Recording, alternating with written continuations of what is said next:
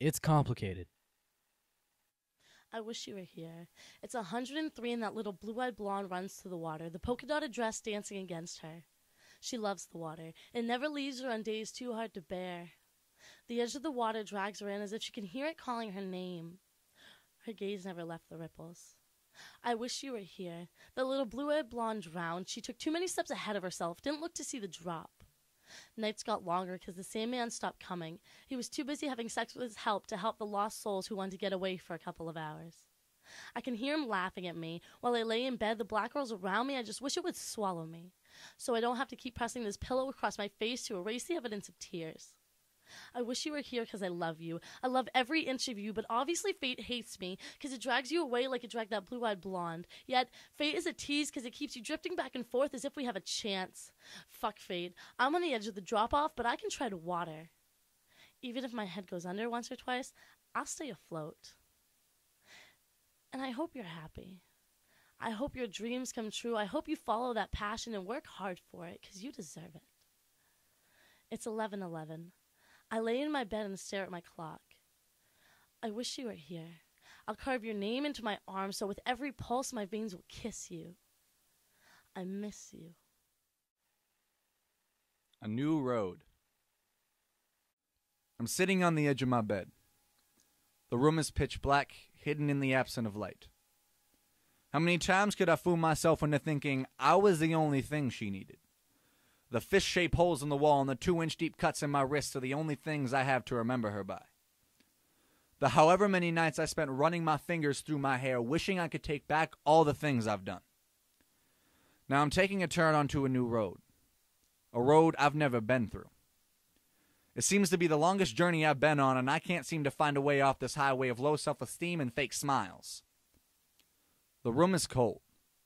Just how my blood runs through my veins. I can't seem to come with terms with the idea that I just wasn't good enough, wasn't her anything. Pillows become memories. Xbox is my time machine, sending me back to the days that my modern warfare isn't dropping nuclear bombs, but the dropping of words I didn't have the heart to say.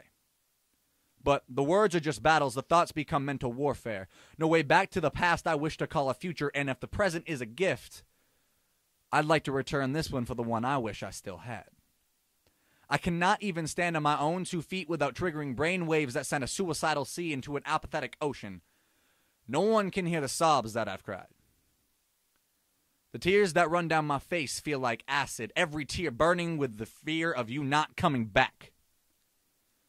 There's no light at the end of this tunnel, because I've been bouncing off the walls just waiting for you to flip the switch.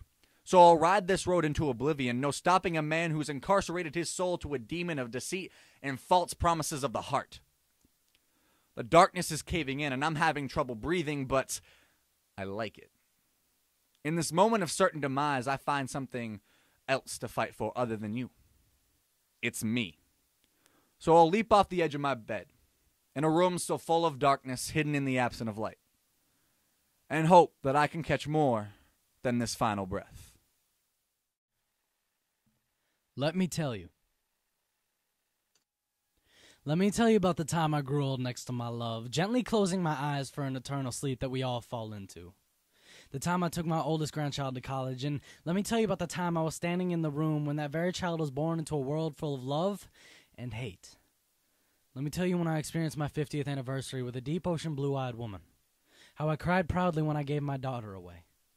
I'd whisper to you of when I stood out on the porch in the heavy rain, pouncing off my skin like little darts just because my daughter went to prom.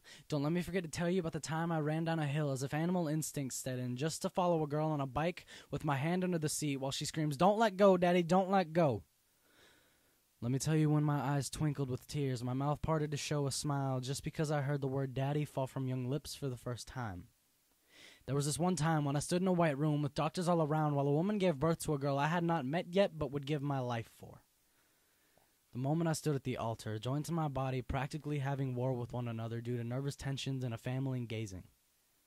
Let me tell you about the time I was at a coffee shop when I met an old high school flame, then casually asking her bright blue eyes for an ironic coffee date. There were many nights when I sat up in my college dorm night after night doing research papers just to meet my standards, and I might forget to tell you how I laid in bed giving my very innocence to a blue-eyed girl who I fell in and out of love with 7 times. And let me tell you when I almost let my bladder run free because he let go of the bottom of the faux leather bike seat while forgetting how to use the brakes. And the time when I sat up in my room crying because there are monsters in my closet, Mommy. And I don't think I could live without telling you about the time I buried a grandfather and a dog in the same 3 weeks.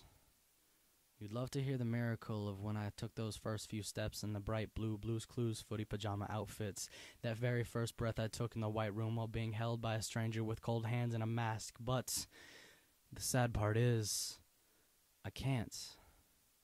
Because you didn't want me, Mama.